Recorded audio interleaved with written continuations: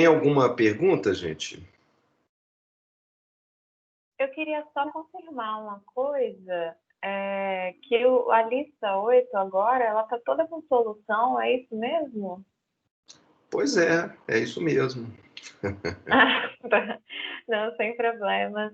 Se eu puder tirar mais uma dúvida, é que eu fiz todas as listas agora no Jupyter. Aí eu queria saber se é bom entregar o notebook ou só um PDF mesmo. Não, pode entregar um notebook, vai ser ótimo. Assim eu até aproveito Ah, parte do seu código no futuro para colocar como solução dos exercícios em vez de estar lá em código R. então tá bom. Vou mudar lá a submissão.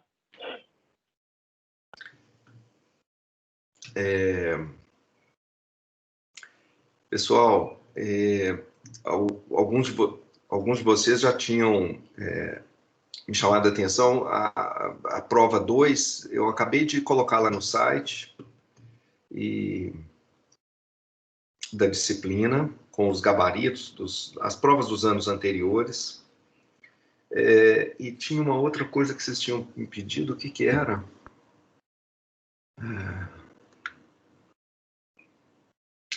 As notas, né? As notas da primeira prova. Vocês me desculpem, a Rafaela, inclusive, já tinha feito isso, já tinha me ajudado, já tinha montado tudo.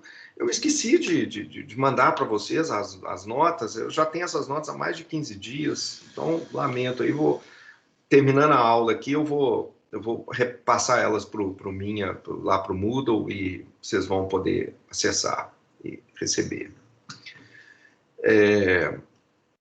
Então, e a Rafaela também me ajudou, foi uma maravilha. Olha que os slides que eu tinha eram esses, essa parte de análise fatorial, eles agora estão assim, então tem até uma cara mais séria agora, fica parecendo que é um assunto que vale a pena estudar.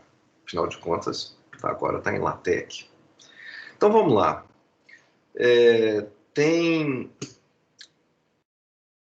O que a gente vai aprender hoje é esse tópico que se chama análise fatorial.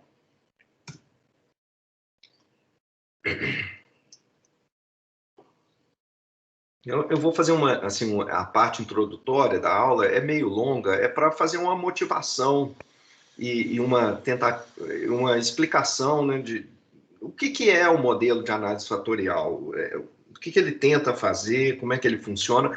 Ele aparece de várias maneiras, tá, gente? Esse tópico que a gente vai ver agora, que eu estou chamando de análise fatorial, é também chamado de fatores latentes. Existe uma série de outras técnicas, outros locais onde aparecem essas análises com esses fatores latentes. Nós vamos ver talvez mais um outro exemplo disso, no caso de misturas de distribuições, mais para frente, mas então essa é uma técnica. As ideias que a gente vai ver aqui, elas vão aparecer em vários outros modelos de análise de dados. Então vale a pena prestar atenção nessa parte inicial, o que é que está se tentando fazer. É um tipo de modelo diferente do que a gente viu até agora. Então, como é que ele funciona? Nós vamos começar de novo fazendo uma suposição de que os dados seguem uma distribuição normal multivariada, mas essa suposição aqui ela é importante para a gente poder ter certeza de que alguns dos resultados que a gente vai obter são exatos, mas ela não é fundamental. Você pode aplicar esse modelo de análise fatorial mesmo quando os seus dados não sigam exatamente essa distribuição aqui. É que, assumindo isso daqui, a gente vai poder usar algumas das propriedades que a gente teve antes da normal multivariada para encontrar resultados exatos.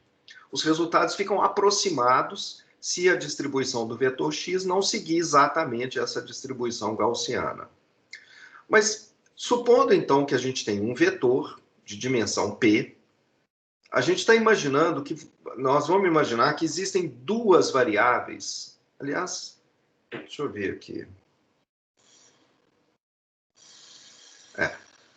Acho que é melhor começar direto com esse exemplo aqui, depois voltar ali nos slides. Tá, gente? Esses slides eu estou assim meio perdido, que eu estava acostumado com os slides manuscritos que eu tinha antes, né? Que eu tinha escaneado meus slides manuscritos, então eu posso ficar um pouco perdido aqui.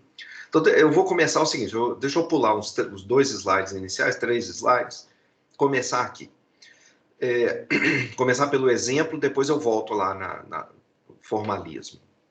A ideia é a seguinte, a gente está coletando notas de um aluno em 15 assuntos diferentes. Então, ao longo de um período aí, um aluno de ensino médio faz um tantão de provas, estão aqui as 15 disciplinas em que ele tem que fazer prova. Gramática, literatura, redação, história, geografia, filosofia, álgebra, geometria, lógica, química, física, biologia, inglês, sociologia e espanhol. Então, o aluno faz, cada aluno, então, ele tem 15 notas, 15 scores, que são essas notas nesses assuntos aqui. Como são vários alunos fazendo a prova, a gente pode representar isso na forma de uma matriz, onde cada linha é um aluno e as colunas são os diferentes tópicos, os diferentes assuntos em que ele fez as provas. O desempenho individual dos alunos nesses 15 assuntos é muito variado. Alguns alunos vão bem em todas as disciplinas. Alguns outros alunos vão bem apenas em algumas das disciplinas e têm um desempenho médio nas outras. Alguns vão muito bem em algumas disciplinas e muito mal em outras disciplinas. E alguns vão mal em todas. Como é que a gente pode entender essa diversidade? A ideia dessa análise fatorial é tentar, de alguma maneira, resumir toda essa variabilidade que existe entre esses indivíduos nos diversos assuntos de uma maneira que seja logicamente simples de ser manipulada mentalmente. Os psicólogos se perguntaram se essa variabilidade que você vê nesses testes que os alunos fazem, em geral é uma variabilidade decorrente das diferentes capacidades cognitivas dos alunos, se essa variabilidade não poderia ser explicada pela existência de uns poucos traços latentes. O que significa um traço latente? É uma característica que está latente, que não é observada, que não é explícita, que não é diretamente mensurável. Por exemplo, talvez as notas nos 15 assuntos possam ser explicadas pela presença de 2 fatores que cada indivíduo tem em diferentes quantidades. Um dos fatores, que eu estou chamando de FV, é um fator refletindo a habilidade verbal, um fator verbal. E um outro, FQ, é um fator refletindo uma habilidade lógico-quantitativa. Esses fatores, eles teriam uma escala centrada em 0. O que significa uma escala centrada em 0? É a seguinte, a ideia, nós vamos imaginar que esses fatores têm uma distribuição gaussiana, e esse fator, que eu não observo diretamente, o sentido dele é o seguinte, seja o fator quantitativo, seja o fator verbal, se esse fator for 0, significa que o indivíduo tem uma habilidade média no fator. É isso aqui, ó, representa, o indivíduo está aqui nessa posição, se o valor do fator dele é 0, não só ele, como um tanto de outras pessoas têm um fator em torno aqui da média. Essa daqui, esse desenho, essa densidade, é a distribuição do fator, seja ele quantitativo, seja verbal, a distribuição do fator na população de estudantes que estão tomando o exame, que estão fazendo o exame. Quando o fator for positivo, significa que a habilidade que aquele fator está tentando captar, ela está acima da média. O aluno tem uma habilidade acima da média naquele fator. Se ele for muito positivo, tiver lá na frente, isso significa que ele é um dos poucos alunos nessa distribuição, um daqueles poucos que estão aqui nessa cauda superior, um dos poucos que tem uma habilidade muito acima da média. E a mesma coisa se reflete, evidentemente, para o lado negativo. Então, negativo significa uma habilidade abaixo da média, muito negativo significa uma habilidade muito abaixo da média. E nós vamos assumir que esse fator ele tem uma distribuição na população que segue essa distribuição gaussiana. É uma hipótese razoável. Para boa parte da população, ela fica em torno da média e a gente tem só alguns indivíduos muito excepcionais tendo um valor muito acima da média e alguns outros poucos indivíduos que ficam muito abaixo da média. Então, é uma hipótese razoável. Se ela tem exatamente esse formato gaussiano, vai importar pouco. O que importa mesmo é que ela tem a ideia de ela estar centrada em zero, a maioria dos pontos estão aqui, e alguns poucos se afastando nas duas caudas, nas duas direções. Mas nós vamos aproveitar o fato dela ser gaussiana, aqui da gente estar assumindo gaussiana, para a gente, como eu falei antes, encontrar alguns resultados exatos que vão guiar a gente sobre como fazer as análises, como interpretar os resultados. Então, a ideia da análise fatorial é que cada indivíduo ele recebe uma dose de fator verbal e uma dose de fator quantitativo. Essas doses podem ser positivas, negativas ou em torno de zero. E, além disso, a gente vai assumir que as doses de fator verbal e fator quantitativo são independentes. São variáveis aleatórias, porque é difícil de prever o que cada pessoa vai ter na loteria genética, na loteria da vida, e, além disso, elas são independentes entre si. Essa é uma hipótese importante e pode ser questionada. O que a gente está assumindo quando a gente está dizendo que elas são independentes? A gente está dizendo que, por exemplo, alguns indivíduos podem receber muito fator verbal, têm uma habilidade excepcionalmente grande e positiva de fator verbal. Esses indivíduos com muita habilidade verbal, a gente está assumindo que metade desses indivíduos, muito habilidosos verbalmente, metade deles tem uma habilidade acima da média no fator quantitativo e a outra metade tem uma habilidade negativa no fator quantitativo. Ou seja, o fato do fator verbal ser muito positivo não implica que esses indivíduos terão um fator quantitativo mais positivo, acima da média. Não, a média continua sendo zero de fator quantitativo para aqueles indivíduos muito habilidosos verbalmente. Alguns têm muita habilidade quantitativa, alguns, numa quantidade igual, têm muita habilidade negativa nessa parte quantitativa. Então, essa hipótese ela pode ser questionada e você pode até imaginar que não é assim não, eu acho que, na verdade, um cara que tem muita habilidade verbal, ele tem uma certa capacidade cognitiva que de alguma maneira, vaza para a quantidade quantitativa, por fator quantitativo, então ele também tem uma habilidade quantitativa acima da média. Podemos alterar esse modelo de análise fatorial para incluir essa dependência? Podemos, isso já foi feito há décadas atrás, mais de 30 anos atrás, e é possível fazer isso sem maiores dificuldades. Mas nós vamos aprender aqui o modelo de independência entre esses fatores, porque o nosso curso é um curso básico. Eu não quero me aprofundar demais nas muitas variações que existem desse modelo de análise fatorial.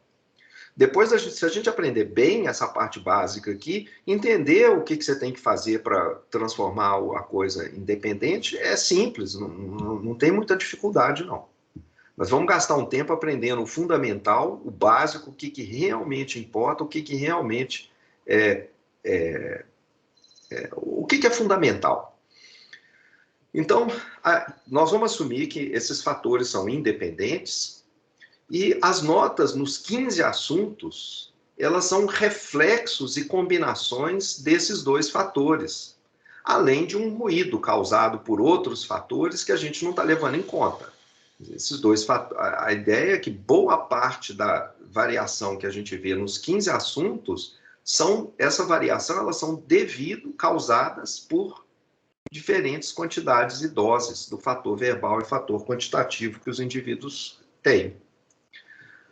Nós fazemos um modelo hierárquico para a geração dessas 15 notas de um mesmo indivíduo.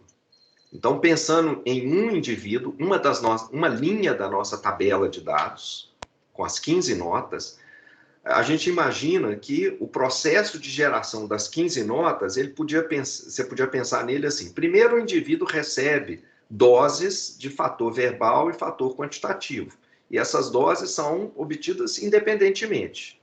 Segue uma distribuição gaussiana com média zero, essa daqui também uma distribuição gaussiana com média zero, e o que você aloca para ele de fator verbal não implica, não afeta de nenhuma maneira o que você vai dar para ele de fator quantitativo. Então, o cara lá, por exemplo, pode receber uma quantidade negativa de fator verbal e uma quantidade positiva de fator quantitativo. Essas doses que ele recebe afetam as notas dos 15 assuntos. Então, aqui a nota é um indivíduo recebendo a sua dose de fator verbal, uma outra caixinha representando o valor aleatório de fator quantitativo que ele recebe, e aí o fator quantitativo afeta a nota de física que ele tem, afeta a nota de álgebra. Essas setas estão indicando a influência que esse fator quantitativo tem nas notas que a gente realmente observa. Eu não consigo ver diretamente esses fatores aqui em cima, o que eu vejo é o reflexo deles nessas notas.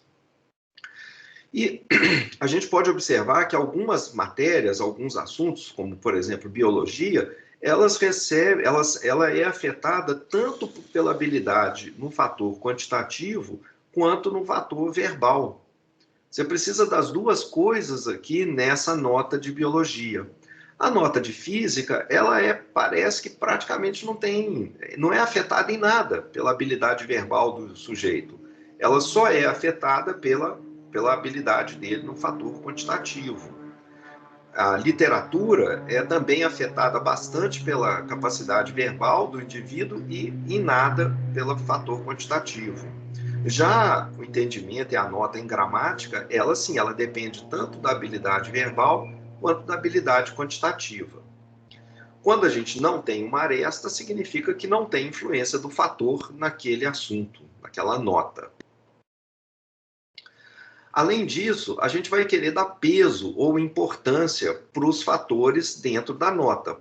E aí a gente pode representar isso com uma aresta que agora tem uma grossura que depende do peso, da importância daquele fator na nota em questão. Então, a nota em álgebra é altamente influenciada pelo fator quantitativo. A nota em gramática, ela é influenciada pelo fator quantitativo, mas não com o mesmo peso. O fator quantitativo não tem o mesmo peso, a mesma importância que ele tem aqui em álgebra, no caso de gramática. O peso da aresta, ele é chamado de carga do fator, o factor loading, em inglês. Quer dizer, é o peso ou a carga que o fator tem na coisa que você está observando, na nota. E aí a gente vai passar agora para uma representação algébrica. A ideia, então, é a seguinte: nós temos aqui as 15 matérias, as notas das 15 matérias, cada uma delas representada como uma variável aleatória, x1, x2, etc., até x15. São as 15 notas que a gente tem. E a gente vai representar essa nota como da seguinte maneira: ela não é exatamente igual, ela é aproximadamente igual, porque existem uma série de outros fatores, além desses dois aqui, que afetam as pessoas.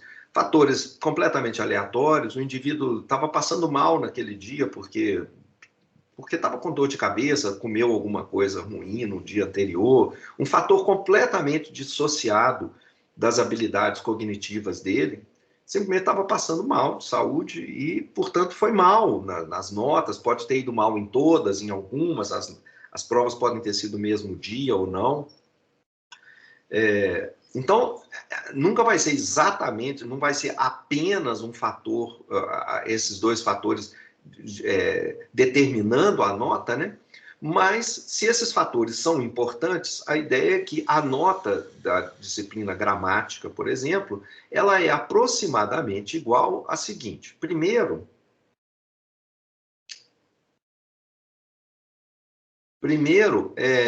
uma nota média na população. Então, a prova de gramática ela pode ter sido uma prova fácil, de maneira que todo mundo ficou com uma nota razoavelmente boa. Então, esse x1 aqui é um valor que está para cima. Vamos supor, sei lá, se a nota estiver entre 0 e 100, você está falando que isso daqui é a nota média do grupo inteiro na prova de gramática.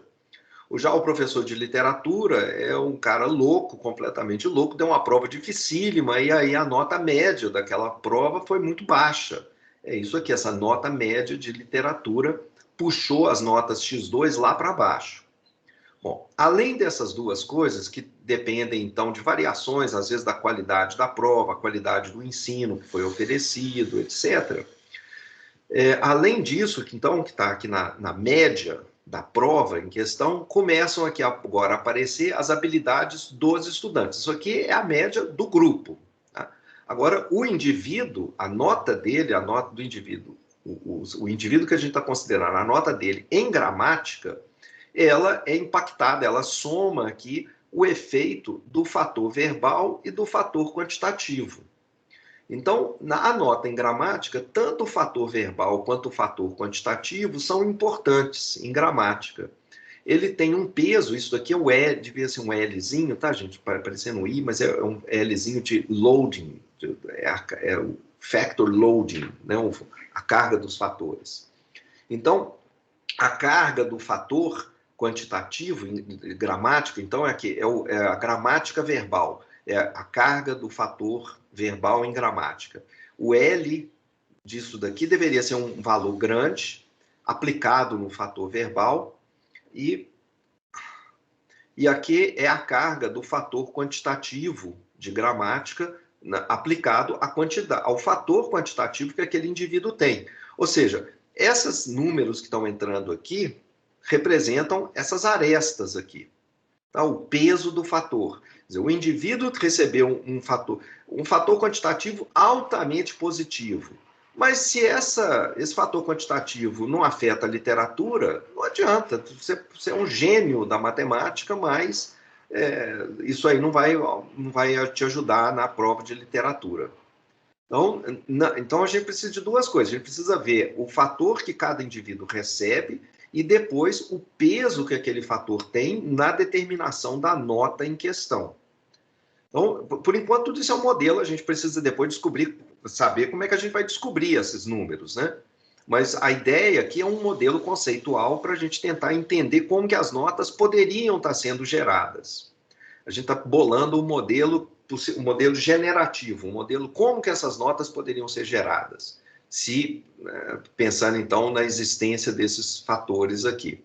Então, essas cargas aqui, elas se aplicam nos fatores, e se o fator for grande, digamos que aqui, por exemplo, o fator quantitativo para gramática, vamos pensar em literatura. Na literatura aqui, apenas o fator quantitativo é praticamente zero, podemos imaginar que é zero, a carga dele, e o fator verbal tem um valor aqui, a carga dele é bastante positiva. Então, se você receber um valor positivo de fator verbal, isso ele multiplica aqui pela carga positiva e soma muito na nota de literatura. Então, observa aqui como é que a nota de literatura está sendo gerada. O X2 é o valor médio da prova de literatura, vezes a carga dos fatores de literatura. Esse aqui é a carga do fator verbal, aqui é a carga do fator quantitativo. Vamos supor que esse indivíduo recebeu uma dose altíssima de fator quantitativo. Bom, como essa carga aqui ela é próxima de zero, tanto faz. Você pode receber uma carga muito alta, muito negativa de fator quantitativo, ou zero, na média, whatever. Se esse fator aqui se essa carga aqui for próxima de zero, esse cara praticamente não afeta a nota de literatura. Já o fator verbal, ele é importante nessa nota, porque esse fator aqui, ele seria bastante positivo, essa carga do fator. Então, se você receber um fator verbal alto, essas duas coisas se multiplicam aqui positivamente, somam, e você fica acima da nota média de literatura. Como é que você fica com a nota alta de literatura? Você pega a média, a nota média do grupo que fez a prova, e soma alguma coisa que está relacionada com a sua habilidade verbal. E não só a sua habilidade verbal, mas o quanto que aquela habilidade verbal impacta nas provas de literatura, que estão aqui na carga do fator. Aqui em cima, na gramática, é a mesma coisa. Você vai pegar os dois fatores e vai multiplicar esses dois fatores que o indivíduo recebeu pela importância que aquele fator tem na nota de gramática. Então, aqui nas cargas, essas cargas aqui. Então, é um modelo simples, é um modelo logicamente tranquilo para a gente tentar entender. Observa, por exemplo, que aqui eu tenho 15 notas, eu estou olhando um indivíduo, a nota de um indivíduo. Observa nesse indivíduo que as 15 provas que ele fez aqui, esse fator verbal, ele aparece em todas essas linhas. Se ele impacta muito essa nota ou não, vai depender da carga do fator. Mas esse daqui é o fator verbal daquele indivíduo. É o mesmo para todas as provas, para todos os assuntos. Se esse fator vai aumentar a nota ou não, é a carga do fator que vai determinar isso.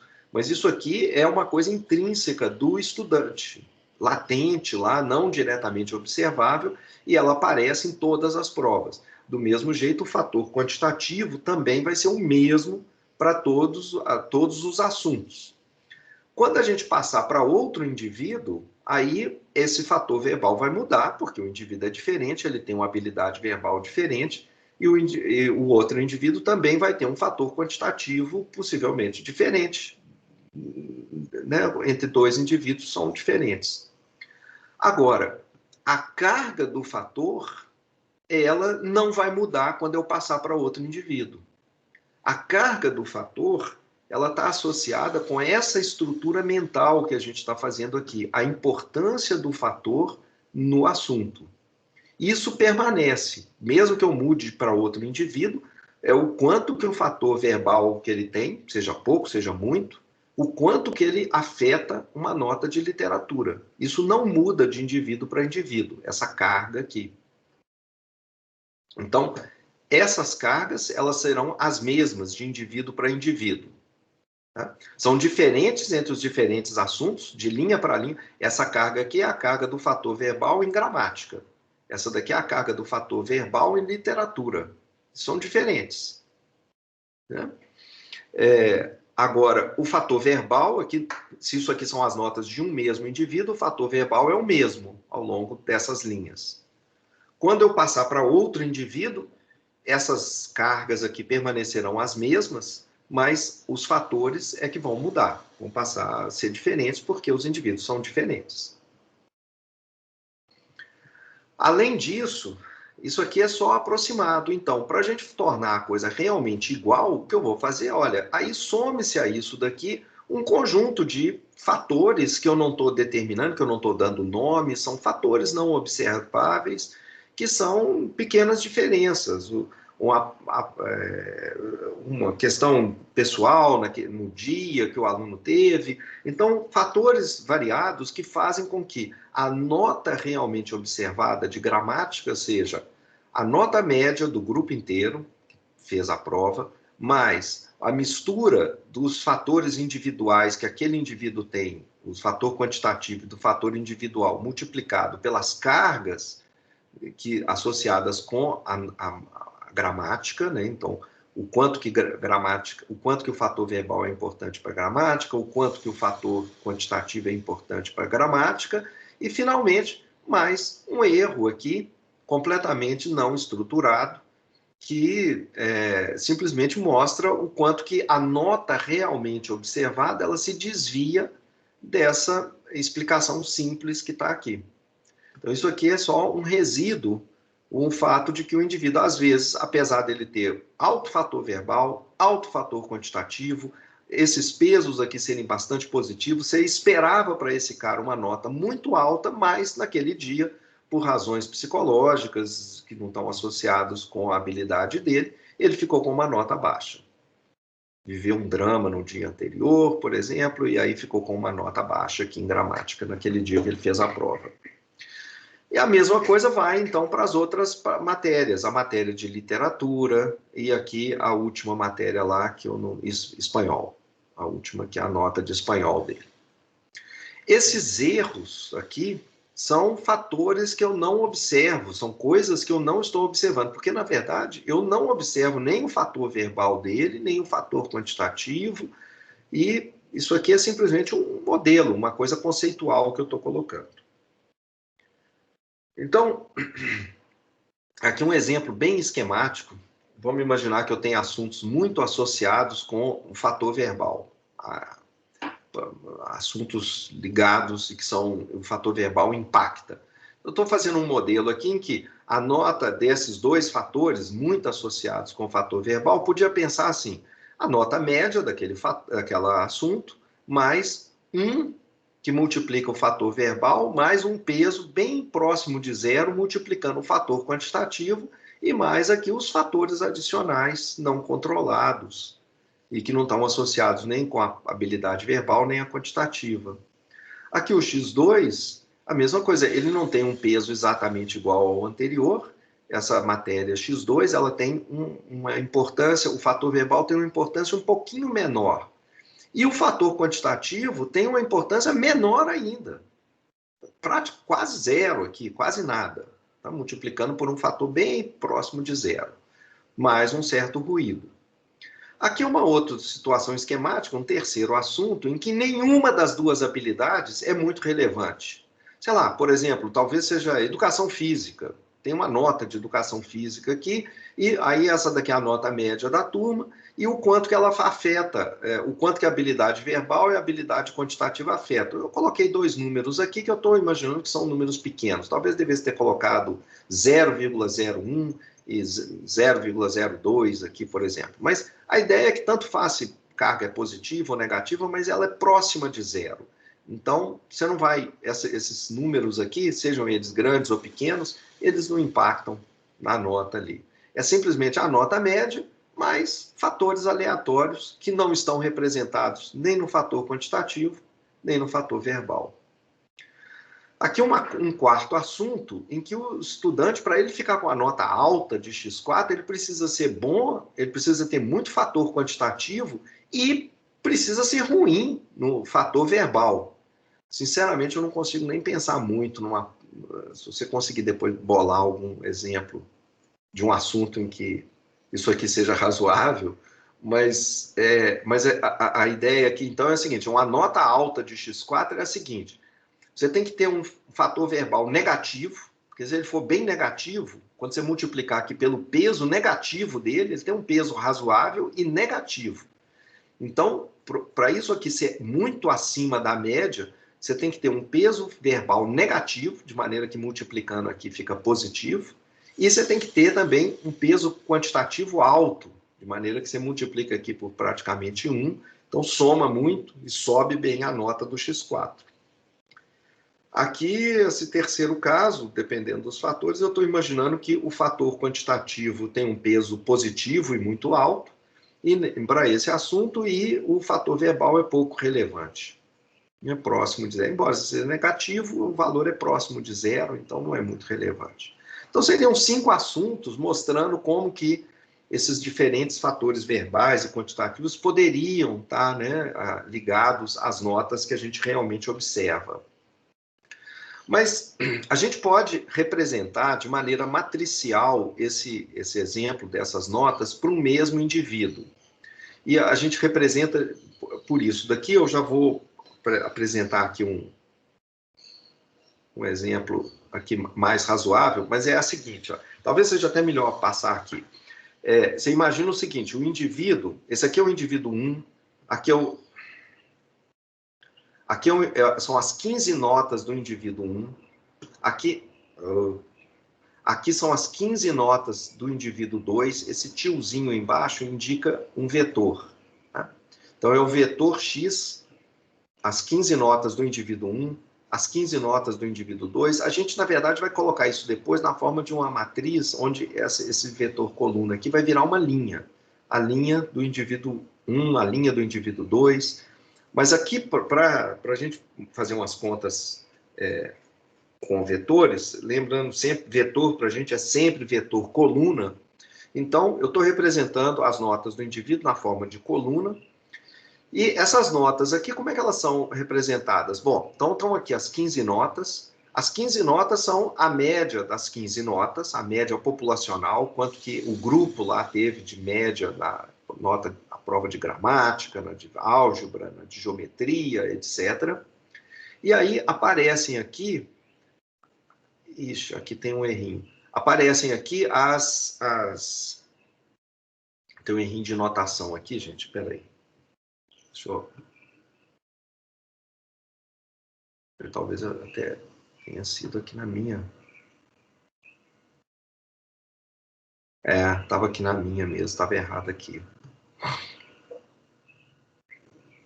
Ah, não, tá certo aqui, tá certo. Então deixa eu voltar aqui. Então,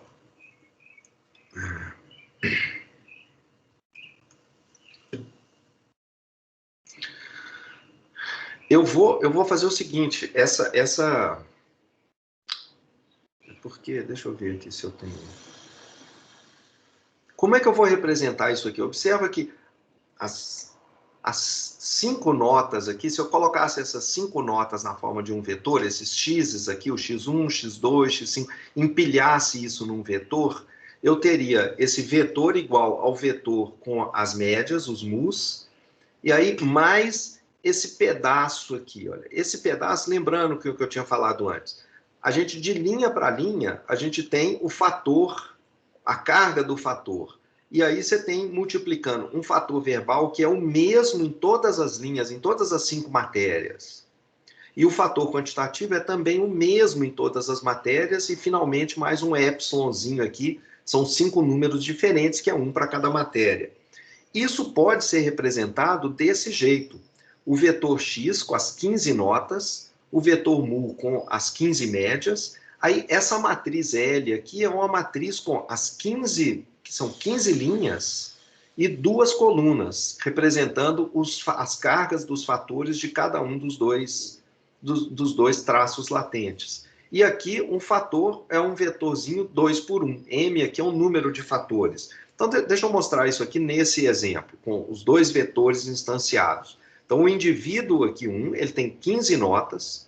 Essas 15 notas são as 15 médias, mais a combinação do fator verbal e do fator quantitativo do indivíduo número 1. Esse 1zinho que está aqui em cima representa o indivíduo número 1. Como é que eu faço a nota 1, por exemplo, desse indivíduo? A nota da primeira matéria. É a média da primeira matéria, mais o peso da primeira matéria no fator verbal desse indivíduo, mais o peso do fator quantitativo multiplicado pela dose de fator quantitativo desse indivíduo. Então, é essa primeira linha aqui, multiplicando esses 2 elementos para dar isso daqui, esse negócio. Então, esses 2 números, esse 1 e 0, 1, seriam esses números que apareceriam aqui, nessa posição. A nota da última matéria seria a média da última matéria, mais o peso da matéria 15 no fator verbal, o peso do fator verbal da matéria 15, e esse outro cara que representa o peso do fator quantitativo na matéria 15. Então, você multiplica isso por isso, depois você multiplica isso por isso, soma essas 2 contribuições. Finalmente, você soma aqui também o errinho, o ruído, né, na nota 15 do indivíduo 1. Esse aqui é a mesma representação, mas para o indivíduo 2. Então, observa, no indivíduo 2, a média populacional continua a mesma. Claro, isso aqui é a média da matéria 1, da matéria 2, da matéria 15. Aqui é a mesma coisa para o indivíduo 2. Aqui essa matriz que está aparecendo aqui, ela se repete aqui embaixo. É a mesma matriz. Você muda de indivíduo e essa matriz permanece a mesma, porque ela representa a estrutura do fenômeno que a gente está analisando.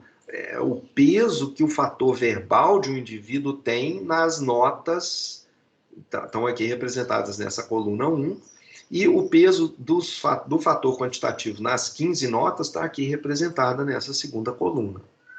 O que muda quando a gente passa de um indivíduo para o outro é o quanto que cada indivíduo tem de dose de fator verbal e de dose de fator quantitativo. Então, esses 2 números que entram aqui, eles variam de indivíduo para indivíduo, e também os ruídos aleatórios que afetaram de maneira diferente o indivíduo. Nem todo mundo estava, sei lá, com dor de barriga no dia que fez a prova.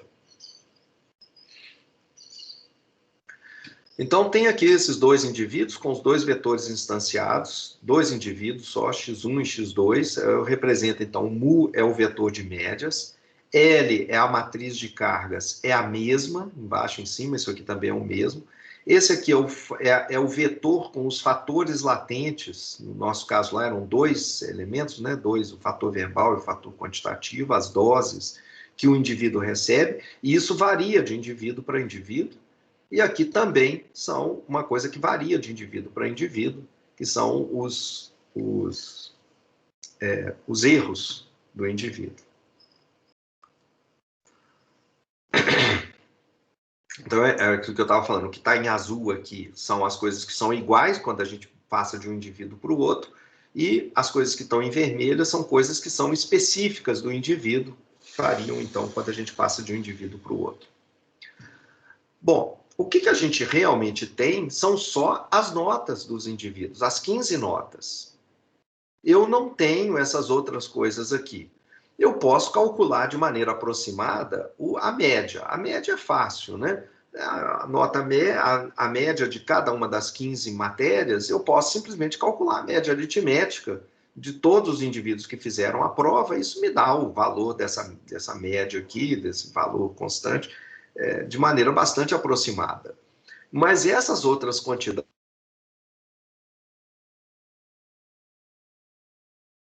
têm eu não consigo, esse L aqui, ele tem que ser extraído dos meus dados. Eu não tenho ele pronto. Vocês estão conseguindo me ouvir? Tá chegando uma notícia aqui de que a rede está muito instável.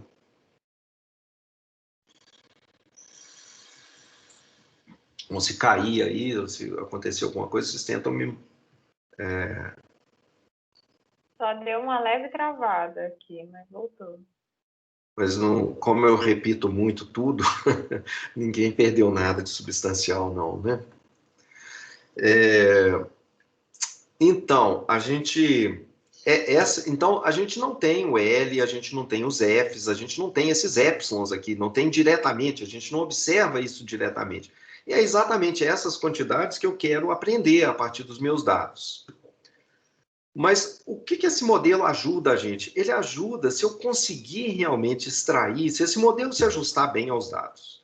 E se eu conseguir obter um número aproximado para essa matriz L, que representa uma estrutura do modelo, a estrutura de como os dados são gerados, eu consigo entender as 15 notas que o indivíduo tem em função desses L's e de 2 fatores apenas.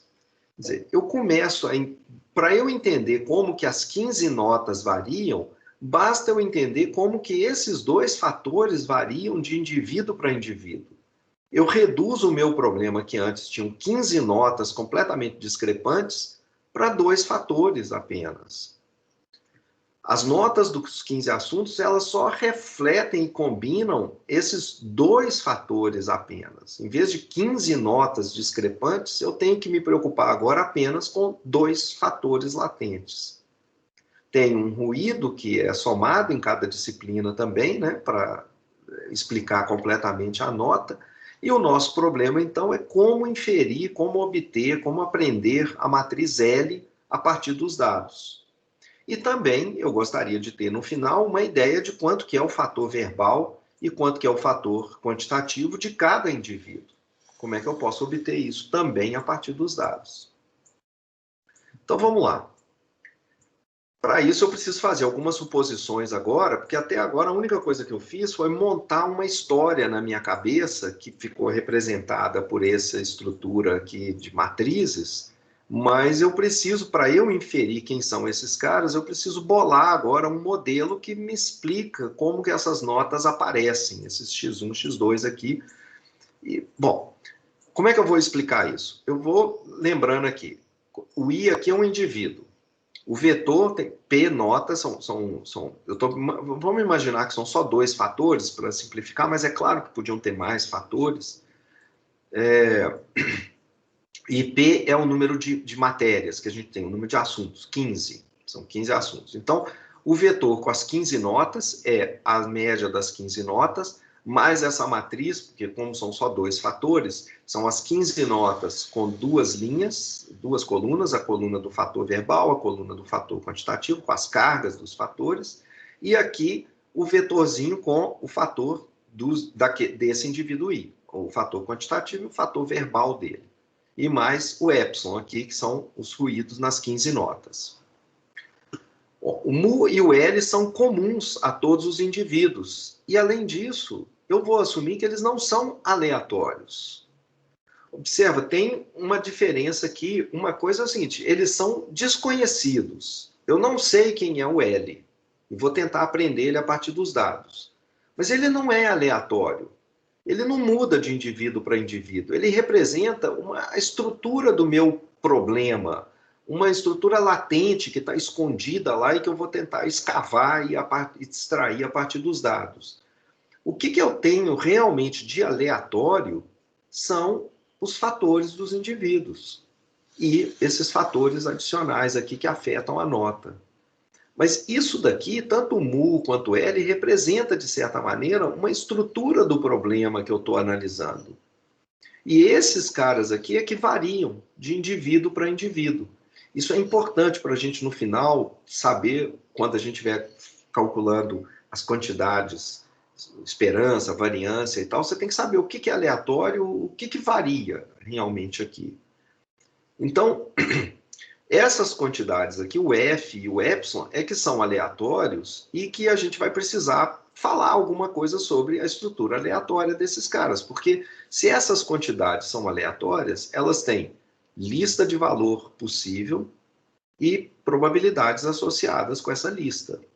Então, quais são as listas de valores possíveis para os Fs?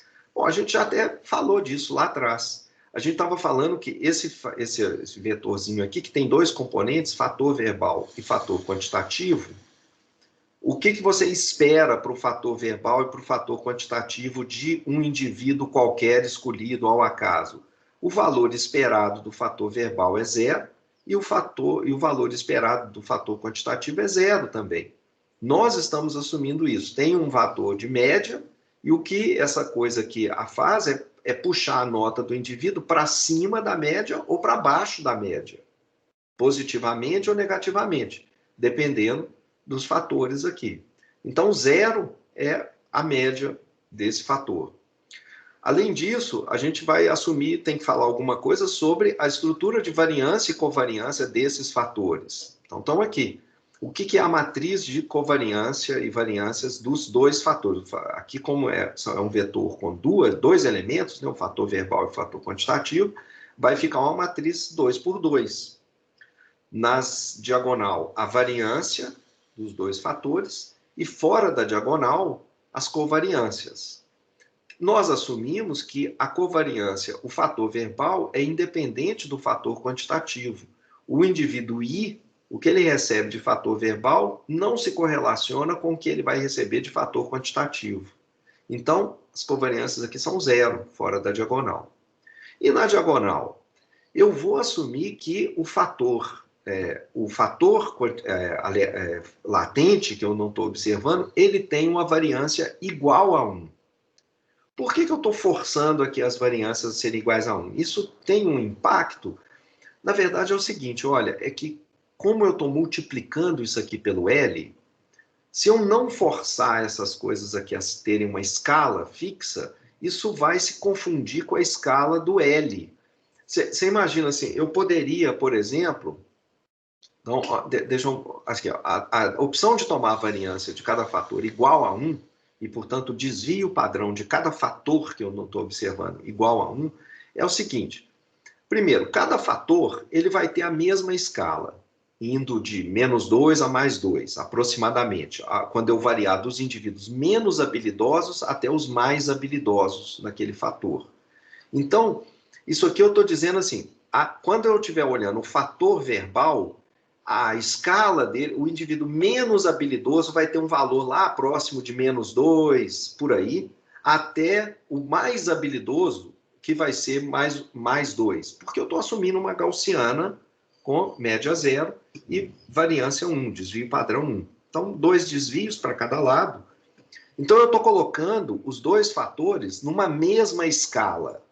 Quer dizer, o range, né, a faixa de variação do menos habilidoso até o mais habilidoso passa a ter uma escala única. Quando eu, mais tarde, recuperar quanto que é o fator verbal do indivíduo, Ah, foi -2. Você já sabe, ele está na escala inferior. Ele está lá embaixo.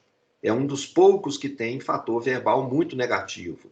E o quanto que foi o fator verbal de outro indivíduo? Ah, foi próximo de 0. Significa que ele está na média.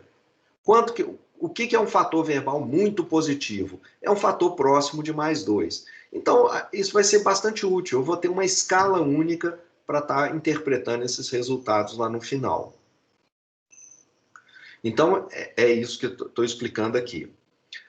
Além disso, vale a pena colocar um fator, um desvio padrão diferente de 1 aqui? O que acontece é que você poderia até fazer isso, mas isso acabaria se confundindo com o L também. Como isso aqui é uma multiplicação de duas quantidades que você não está observando, se você multiplicar aqui por 2, todos os elementos nessa matriz L por 2, e dividir todos esses elementos que estão aqui nesse vetor F por 2, você multiplica aqui, divide aqui, no final, esse produto é o mesmo, ele não muda. Então, esse fator verbal, você tem que realmente fixar a escala dele, senão você fica com um problema de ambiguidade, de não identificabilidade desses elementos que estão aqui, por causa dessa ambiguidade que você teria em escrever esses dois elementos que estão do lado de cá. Então, a gente fixa a escala desses fatores verbais e deixa essa matriz L livre, solta agora. Eu não poderia deixar os dois soltos ao mesmo tempo. Aqui, agora ainda, suposições sobre o modelo fatorial. Eu vou falar agora sobre os erros, aqueles épsilons, que são esses errinhos que estão entrando aqui. Os erros que estão entrando aqui nas notas dos indivíduos. Esse vetor com 15 números aqui. O que eu vou assumir sobre esse vetor? Primeiro, eu vou também assumir que o valor médio deles é 0. Então, tem indivíduos que... Você foi lá, olhou a nota dele de gramática. Você pegou o fator verbal dele, multiplicou pelo peso, pegou o fator quantitativo dele, multiplicou pelo peso do fator quantitativo, somou, e esse cara, por causa dos fatores dele, ele deveria ter uma nota de gramática alta. Só que alguns indivíduos, vários indivíduos que tenham essa mesma quantidade de fator verbal e quantitativo, alguns indivíduos naquele dia se dão um pouco melhor, outros se dão um pouco pior.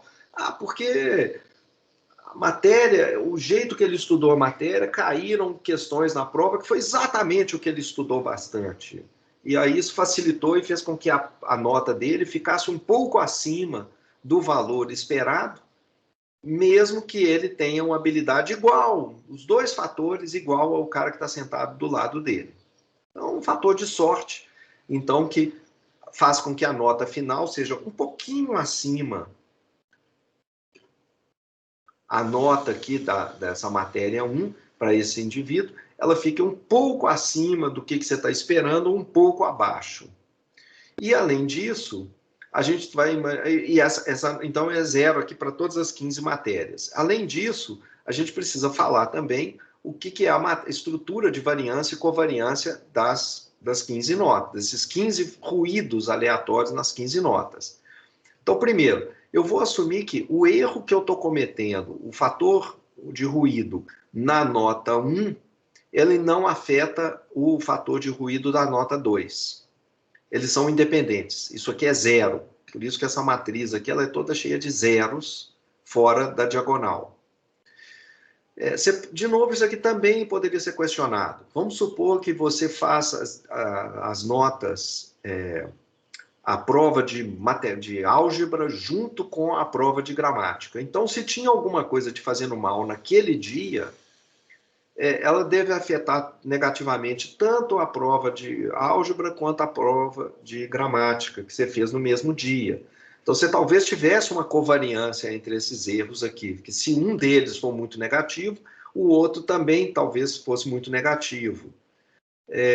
Mas a gente vai simplificar imaginando que as provas foram feitas em dias diferentes ou em momentos diferentes, de maneira que esse tipo de correlação não existe. De novo, isso também pode ser abrandado, você pode interferir e fazer uma modelagem mais sofisticada aqui desse pedaço, mas nós vamos assumir isso, que isso aqui tudo é 0, e que ao longo da diagonal, então, você tem algumas dessas provas, elas têm ruídos maiores do que outros.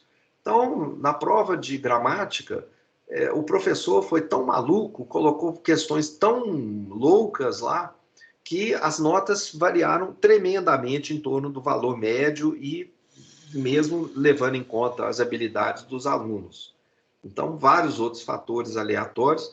Então, essa aqui representa a variação desse ruído que a gente tem em cada uma das 15 notas, e a gente não precisa assumir que essas coisas sejam iguais. É um valor diferente para cada uma das notas.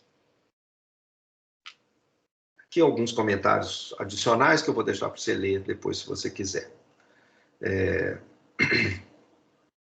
Então, são algumas suposições adicionais. Uma última suposição que a gente faz também é que esses ruídos, eles representam todos os fatores que não estão incorporados aqui. Aqui está o fator verbal e o fator quantitativo. E aqui estão os outros fatores. A briga com a namorada, a briga familiar, questões de saúde, etc. Coisas que são completamente independentes desses outros fatores que estão representados aqui. Então, se você pensar na covariância entre os elementos, 15 números, os 15 erros aqui do epsilon, e os dois fatores latentes, Fs, as covariâncias entre todas as possibilidades que estão aqui, e isso é igual a uma matriz toda cheia de zeros, porque eles não têm correlação, são independentes um do outro. Tá? Então, existe aqui mais uma manipulação de matrizes, assim, a covariância entre o epsilon e o F, essa covariância aqui, que é essa matriz de covariância, ela pode ser representada porque a média tanto do epsilon quanto dos fatores é zero, são dois vetores de dimensão zero, a matriz de covariância ela pode ser escrita só como o valor esperado desse epsilon vezes esse vetor deitado aqui. O vetor epsilon em pé, 15 números, vezes esse vetor deitado, 1 por 2, dá uma matriz 15 por 2, que é essa matriz aqui. Então, isso aqui é zero. É só dizendo porque essa representação aqui ela vai aparecer ali numa demonstração que eu vou fazer aqui agora.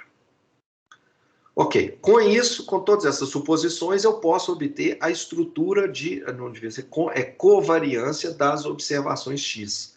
Como que as observações, elas variam? Então, a partir das suposições do modelo fatorial, eu obtenho, olha, essa é a parte, assim, para que eu fiz toda essa parafernália de suposições aí, de esperanças e tal? Porque, olha só, agora a gente vai começar a ter a esperança de resolver o problema da aprendizagem nesse modelo fatorial. Primeiro, qual que é o valor que eu espero para as 15 notas? X são as 15 notas. É o valor que eu espero para o vetor mu mais a combinação dos fatores verbais e quantitativos mais os ruídos. A esperança de quantidades, de soma de quantidades, é a soma das esperanças. Então, isso aqui é um vetor de constantes. Isso não é aleatório, mu. Então, a esperança disso é o próprio mu. Aí eu vou aplicar a esperança nesse pedaço, tá aqui, e vou aplicar a esperança nesse pedaço. Bom, essa matriz L não é aleatória, aquilo que a gente tinha falado antes. Esse pedaço aqui é um conjunto de constantes que eu desconhecidas, mas não é aleatório. O que é aleatório aqui é o fator, os dois fatores, verbal e quantitativo. Então, esse L sai para fora aqui do símbolo de esperança e eu fico só com a esperança de F aqui. Quanto que é a esperança dos erros? A gente falou, é zero. E quanto que você espera de fator quantitativo e de fator verbal para um indivíduo qualquer? Zero também. Zero para o fator verbal e zero para o quantitativo. Então, isso tudo aqui é zero. E, como seria de se esperar, até pelo que a gente tinha falado antes, o que você espera para as 15 notas é exatamente o vetor de médias que estão ali, os mus. Ok. É isso mesmo. Então, o valor esperado das notas é o vetor mu, que representa a média da população de interesse, a população que está sendo analisada.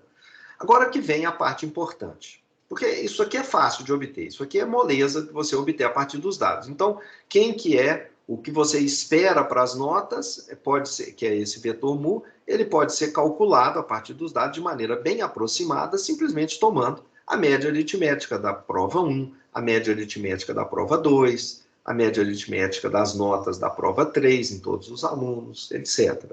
Então, esse cara aqui é fácil. Agora, mas ele não tem nada a ver com a matriz L. Então, é separado. O que eu quero mesmo, o que é importante para mim, é o L. Isso aqui é fácil de ver nos dados. Como é que eu posso enxergar o L? Bom, está aqui agora. Vamos olhar a matriz de covariância desse vetor de x. A matriz de variâncias e covariâncias desse vetor x, por definição, é aquela matriz 15 por 15. São as correlações entre as 15 notas que a gente tem, as diferentes 15 notas, e isso é o valor esperado desse vetor que está aqui, é o x menos a média dele, menos o valor esperado dele, e ele deitado, ele em pé, 15 por 1, ele deitado aqui 1 por 15, de maneira que fica 15 por 15 no final. Mas agora vamos substituir isso pelo modelo. X, se eu pegar o mu e passar lá para o outro lado, né, o x menos o mu, vai ficar o LF mais o ruído epsilon. E aqui é essa mesma coisa, né, um x menos mu de novo, mas só que transposto. E agora eu vou fazer as multiplicações matriciais aqui. Então saio, né, passo o transposto aqui e tal, saio multiplicando tudo. Esperança continua lá fora e saio multiplicando tudo aqui. Agora a esperança de soma de coisas é a esperança da soma é a soma das esperanças. Está aqui nessa linha. E agora eu vou tirar fora do símbolo de esperança o que não é aleatório. Então aqui está a matriz L, que é uma matriz de constantes desconhecidas, pode sair fora porque não tem nada de aleatório nessa matriz L. Ela é desconhecida, mas não aleatória. Então sai aqui para fora e eu fico aqui dentro com a esperança do vetor de fatores latentes, que aí sim é aleatório, porque varia bastante de indivíduo para indivíduo. Então, essa coisa aqui envolve os fatores latentes. Vamos olhar para esse pedaço aqui. Isso aqui é o valor esperado de epsilon vezes isso daqui. Aí é aquele caso que eu falei anteriormente, que era isso daqui, essa covariância, que era igual a isso daqui, que é zero. Então, esse pedacinho aqui é zero. Esse pedacinho aqui também é zero, então L vem aqui para fora, fica a esperança de F vezes L', cada um deles tem esperança zero, a covariância entre eles é zero, então isso aqui dá zero. E aqui é o valor esperado do epsilon vezes epsilon', como o epsilon tem média zero, isso é a matriz de variâncias e covariâncias dos epsilons, que é, aqui gente, desculpa, tá? Isso aqui é uma matriz diagonal, tá? Deixa eu ver se foi esse o símbolo que a gente usou aqui. Devia ser isso aqui, tá? Essa covariância de epsilon aqui, que é esse sigma, esses psis aqui, essa matriz diagonal, é isso que devia estar aqui. Eu estou chamando de psi agora, é essa matriz diagonal com aqueles 15 psis que a gente falou antes. Não ficou muito bom isso aqui, não. Depois, deixa eu anotar aqui.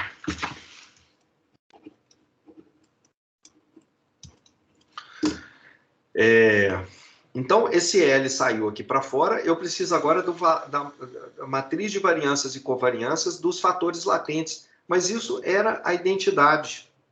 Esse pedacinho que está aparecendo aqui, deixa eu voltar lá atrás, esse pedacinho é... Opa, onde que está? Aqui, ó. Essa matriz de covariâncias desses Fs aqui, que é essa daqui, essa identidade. Então, aqui vai aparecer simplesmente L vezes L transposto mais essa matriz diagonal. Então, a matriz de... Eu devia estar chamando de COV aqui, né? A matriz de covariâncias, de variâncias e covariâncias do vetor X, que é essa matriz 15 por 15, ela é escrita dessa maneira que está aqui. Ela é decomposta dessa maneira. Onde o L, eu não sei quem que é. Então, o que eu preciso é tentar descobrir quem é o L e quem são esses psis que aparecem nessa matriz diagonal. Então, no nosso exemplo lá, com 15 notas e 2 fatores, essa matriz aqui, 15 por 15, essa matriz aqui, olha, são as correlações entre as variâncias e covariâncias das 15 notas, ela é escrita dessa maneira, onde essa L aqui é a matriz das cargas dos fatores. Então, quem que era essa L? Era isso aqui, essa matriz 15 por 2. com os dois fatores. Aqui é a matriz L transposta, tá aqui. E aqui é a matriz diagonal, essa matriz aqui, psi, é a matriz com as variâncias daqueles ruídos aleatórios das 15 notas. Então, aqui é uma matriz diagonal, aqui fora é zero.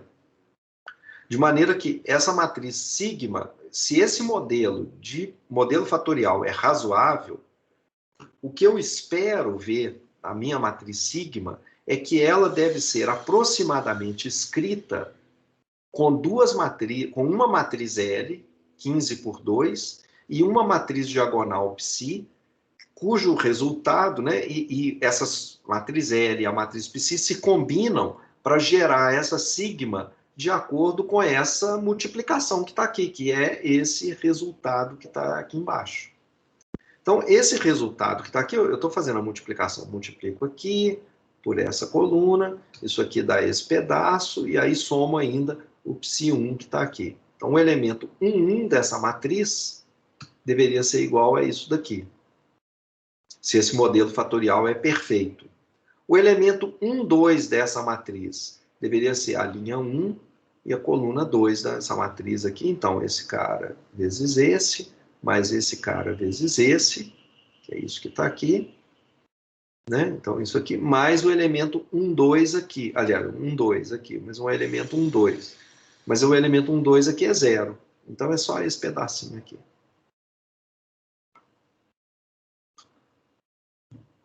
Outra maneira de pensar sobre esse sigma aqui, então, essa matriz sigma, além dela ser representada desse jeito, matricial, é perceber que a gente podia olhar essa matriz L, a matriz que tem as 15 matérias, e a coluna do fator, dos pesos do fator verbal e dos pesos do fator quantitativo, perceber isso, olhar isso como uma matriz com 15 linhas, com essas linhas aqui.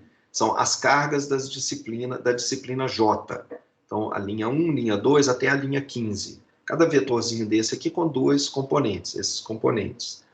E aí, se você voltar, você vê que quando você está fazendo essa multiplicação aqui, o que você está calculando aqui é o produto interno da linha 1 com a linha 2. Olha aqui, aqui é a linha 1. Isso aqui é a linha 2, mas agora vista assim como coluna.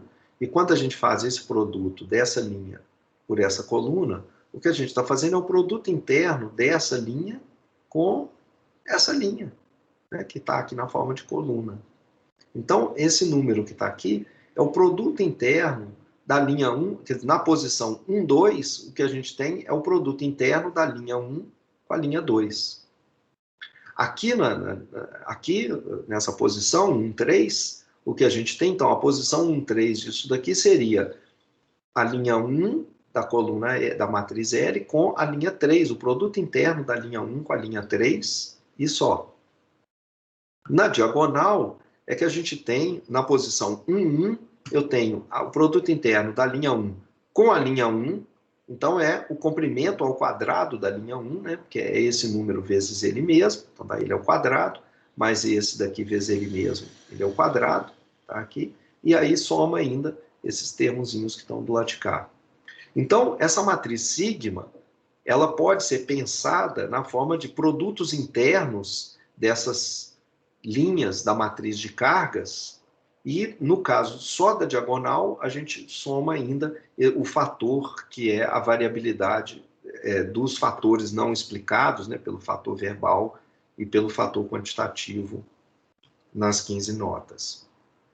Então, fica isso aqui, fica o comprimento da linha 1, das cargas da linha 1, mais o psi1, etc. E aqui fora, o produto interno das linhas da matriz de cargas. Então, a gente tem até uma linguajar que fala o seguinte, a variância, então olhando aqui para a diagonal,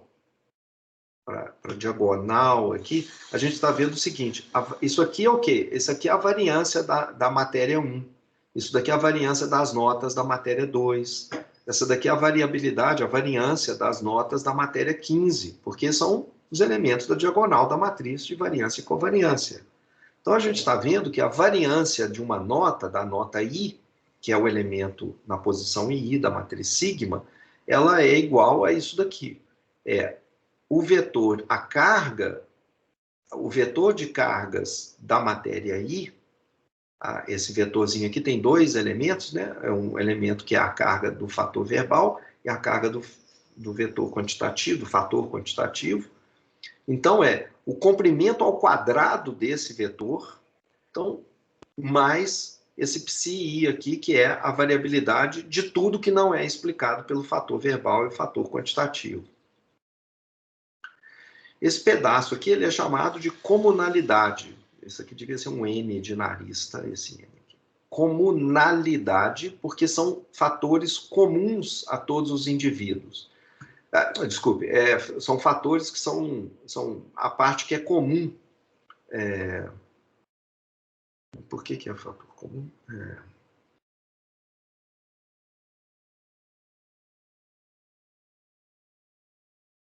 É isso mesmo, porque é a parte que são os fatores que são comuns para todos os indivíduos. E aqui é a variância do que é específico do indivíduo. São aqueles fatores não controlados que afetaram aquele indivíduo naquele dia e fez, então, a nota ficar mais alta ou mais baixa.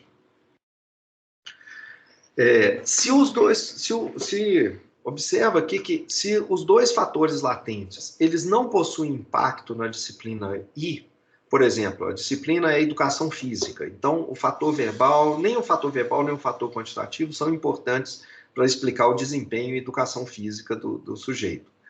Então, nesse caso, esses dois, as duas cargas são próximas de zero, esse termo que está entrando aqui, que está aparecendo aqui, ele seria próximo de zero, porque a carga do fator verbal é próxima de zero, a carga do fator quantitativo é próxima de zero.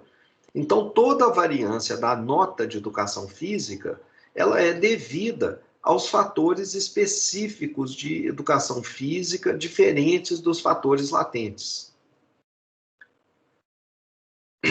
Agora, e se a disciplina aí tiver uma carga grande do fator verbal?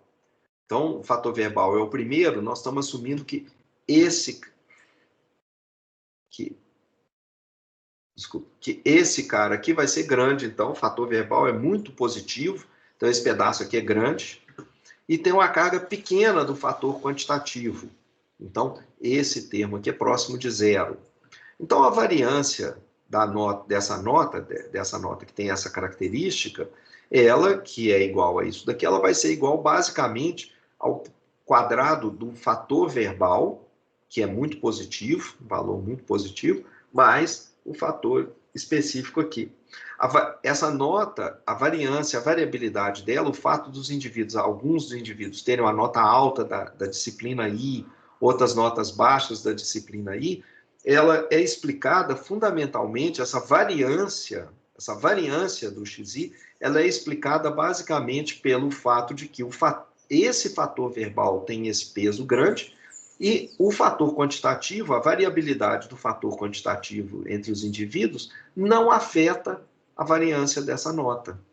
Porque não importa que os indivíduos tenham um fator quantitativo muito alto ou muito baixo ou muito alto, essa variabilidade do fator quantitativo não impacta de maneira nenhuma a variação das notas do XI, porque esse fator quantitativo não é importante para essa nota.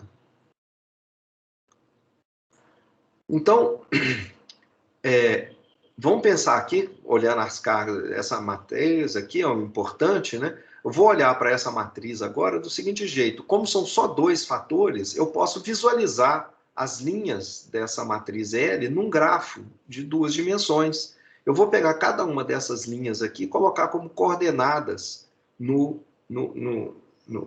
Então, eu vou colocar o fator 1 nesse eixo. Quer dizer, fator 1 significa essas coordenadas aqui são as coordenadas horizontais e essas daqui as coordenadas verticais. Isso daqui é o fator quantitativo, esses daqui o fator verbal. Então, está aqui o que poderia aparecer. Isso aqui, lembrando, então, isso aqui são os fatores. É a estrutura do problema, afeta todos os indivíduos. A gente está olhando, por exemplo, matemática, ela tem um fator esse fator... eu acho que eu troquei aqui, tá, gente? Então, esse cara aqui é o fator quantitativo e esse daqui é o fator... eu vou colocar no fator... e esse cara aqui vai ser o fator verbal, o segundo. Então, isso fica claro aqui, ó, porque como é que eu estou representando? Eu estou aqui, essas matérias, física, matemática e química, estão aqui. Elas têm esse fator aqui, o valor da carga, o que a gente está olhando é a carga do fator. A carga é bastante alta aqui, esse aqui é zero, né? A carga é muito positiva, dessas aqui. Enquanto que nesse outro eixo, a carga de matemática nesse eixo aqui é próxima de zero. Então, isso aqui é o eixo verbal. A matemática, a habilidade verbal afeta muito pouco a nota de matemática e a habilidade quantitativa é importante para a matemática. Por isso a carga de matemática aqui é alta. Para literatura, o fator quantitativo é muito pouco relevante, próximo de zero aqui, e o fator verbal é importante. Está aqui um valor bem positivo.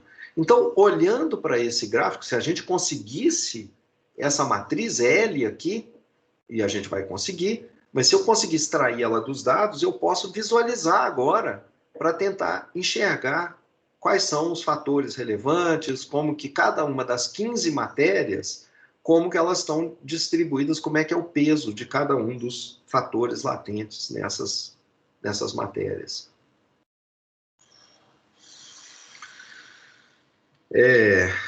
Ok, e agora, como é que a gente estima isso? Então, vamos lá. O que eu preciso agora, a gente já entendeu, a gente já está vendo o seguinte. Então tá, se esse modelo se ajustar razoavelmente bem aos dados, se eu conseguir essa matriz L, se ela tiver poucos fatores, tal como só 2, por exemplo, eu posso até visualizar esses fatores, essa matriz L aqui nesse gráfico, tudo está lindo e maravilhoso, mas que diabos, como é que eu obtenho essa matriz L? Porque o que eu tenho é só um bando de notas, eu tenho um bando de estudantes que eu coloquei numa matriz, são as linhas da matriz, e eu tenho 15 colunas que são as 15 notas. Como é que eu faço para obter essa matriz L e saber se o modelo está razoável ou não? Se esse modelo fatorial está razoável ou não? Bom, existem 2 métodos de estimação. Um dos métodos, ele chama máxima verossimilhança, e a gente vai ver, ele ainda é um tópico muito importante no nosso curso e que a gente vai ver mais tarde. Então, eu não vou falar como que a gente faz a estimativa de máxima verossimilhança nesse instante. Eu vou usar a ideia de componentes principais que a gente acabou de aprender e mostrar que aqui tem um outro método de estimação que não é tão bom quanto o de máxima verossimilhança, mas que dá resultados bem razoáveis. Então, vamos ver só esse segundo método aqui nesse instante, lembrando o seguinte. Pelo teorema espectral, quando eu tenho uma matriz que é definida positiva e simétrica, como são sempre as matrizes de covariância, ela pode ser descrita como um produto de 3 matrizes, onde aqui o P é uma matriz com os autovetores, aqui devia ser V1, tá, gente? Não é VI, não, V1. É o primeiro autovetor, e VP é o último autovetor, e lambda seriam os autovalores. Essa matriz que está aqui é uma matriz 15 por 15, é a matriz de variâncias, correlações entre as notas das 15 matérias. Então, essa matriz P aqui é uma matriz 15 por 15, essa sigma é uma diagonal 15 por 15, e aqui devia ser P', tá? Desculpe aqui também. Então, peraí. Slide.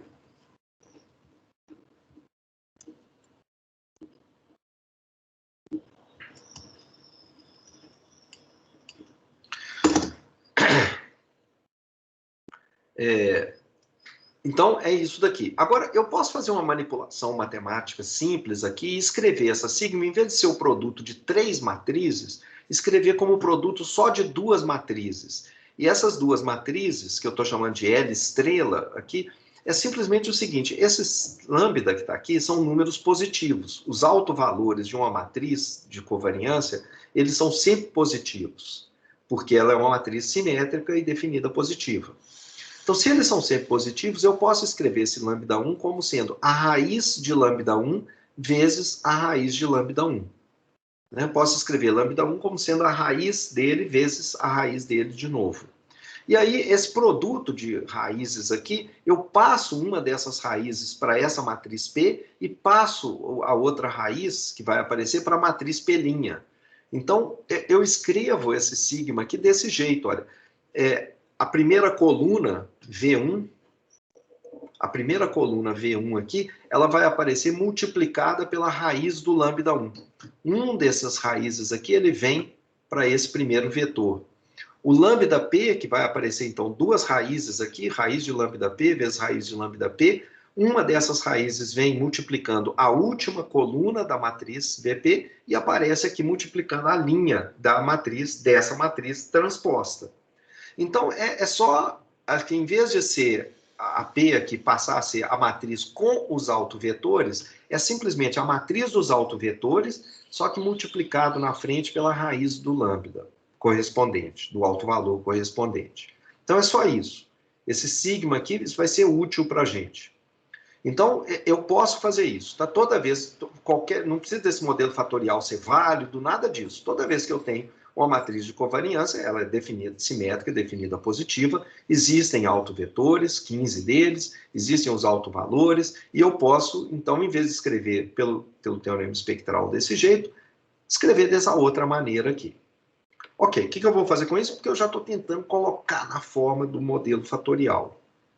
Porque agora eu vou assumir o seguinte: suponha que, como a gente fez antes com o componente principal, que os últimos componentes aqui, os últimos autovetores, eles têm autovalores próximos de zero. Suponha que esses últimos lambdas aqui, os que estão no final, aqui na rabeira, aqui da diagonal, eles são próximos de zero. Então, isso significa que aqui nos autovetores, que todos têm comprimento 1, nos últimos autovetores, nas últimas colunas dessa matriz L estrela, eu estou multiplicando os autovetores por um número próximo de zero. Porque esse número que está aqui dentro é próximo de zero. Então, essas colunas aqui, elas são próximas da coluna zero. Porque esses números aqui são próximos de zero. Então, se esses últimos autovalores forem bem próximos de zero, as últimas colunas dessa matriz L estrela são aproximadamente nulas. Olha, e podem ser ignoradas. Vai dar a mesma coisa. Então, se essas matrizes aqui forem zero, elas não vão somar nada nessa operação final aqui do sigma. Ficaria, por exemplo, você pode fazer depois isso explicitamente. Escreve aqui a última coluna como sendo a coluna toda de zeros, essa daqui também toda de zeros. Vai dar a mesma coisa que multiplicar pela matriz formada só pelas primeiras P-1 colunas, ignorando essa última aqui. Então, a ideia é a seguinte: suponha que a soma dos primeiros autovalores seja praticamente igual à soma de todos os P autovalores. Ou seja, os últimos autovalores não somam nada. Tá? Esses últimos caras aqui não somam nada. De maneira que quando você pegar os primeiros Ks e somar os últimos aqui, o denominador é só um pouquinho maior do que o de cima. Esse número aqui é praticamente um pouquinho menor do que 1. Ou seja, os primeiros componentes principais são os componentes que explicam a matriz de covariância que a gente tem. Então, se isso é verdade, o que acontece é que eu posso ignorar aqui nessa representação que eu fiz, eu posso jogar fora as últimas colunas, de maneira que a matriz sigma, ela é, onde ela era antes, exatamente igual a isso daqui. Eu agora faço uma aproximação, porque eu estou jogando fora essas últimas colunas, que são próximas de zero, de maneira que essa sigma, então, ela fica aproximadamente igual a essa nova matriz LL transposto, onde L é uma matriz composta pelos K primeiros autovalores da matriz sigma. Observa, essa matriz L agora é uma matriz que tem 15 linhas, mas tem menos colunas, tem apenas K colunas. Vamos imaginar que, ao fazer aqui a minha decomposição espectral, se eu pegar a minha matriz de covariância como sendo a matriz das notas, das 15 notas dos estudantes, ao fazer essa decomposição, eu encontrar que todos os autovalores são próximos de zero exceto os dois primeiros. Então, se só os dois primeiros autovalores forem relevantes, eu posso escrever essa minha sigma aqui como sendo o produto de L vezes L', onde só vão ter duas colunas. A coluna associada com o alto valor 1 e a segunda coluna, que são os autovalores, o segundo alto valor, os outros próximos de zero. Então, a minha matriz de pesos, aqui a minha matriz L, ela pode ser aproximada, se isso daqui for funcionar, se só os dois primeiros autovalores forem realmente diferentes de zero e os outros próximos de zero, essa matriz sigma ela vai ser aproximadamente igual ao produto dessa matriz L vezes L', onde ela vai ter só duas colunas. E essas duas colunas vão ser exatamente as cargas dos fatores. Para completar o modelo fatorial, a gente tem que estimar também aquela matriz diagonal, aquelas variâncias específicas, os psis, e isso é obtido simplesmente pegando, se faz a diferença, isso aqui não é exatamente igual a isso, então a gente simplesmente toma a diferença entre essas duas coisas e pega os elementos da diagonal, e isso vira a nossa estimativa para os psis de is. Então, deixa eu fazer um resumo prático disso daqui. A gente tem lá a nossa matriz de dados. Vamos ser muitas centenas de estudantes com 15 notas. Então, a matriz com, sei lá, 1000 linhas por 15 notas. Obtenha a matriz S, que é a matriz de variâncias e covariâncias de X. No R é só você escrever cov da matriz X e ele te dá essa matriz. Se os SIs forem muito distintos, aí você pode usar a matriz de correlação em vez da matriz de covariância, tá, gente? Não vou explicar longamente isso aqui não, mas é basicamente a mesma ideia de tudo que eu falei até agora. Mas a gente pode usar a matriz de correlação, especialmente se os índices aqui forem muito discrepantes entre si. Mas se as notas estiverem mais ou menos equalizadas, não tiver nenhuma das provas com escala completamente diferente das outras, você pode usar a matriz de covariância. Mas aí, ou S ou R, uma das duas, muita gente prefere usar a R sempre, a matriz de correlação, tá ok também fazer isso.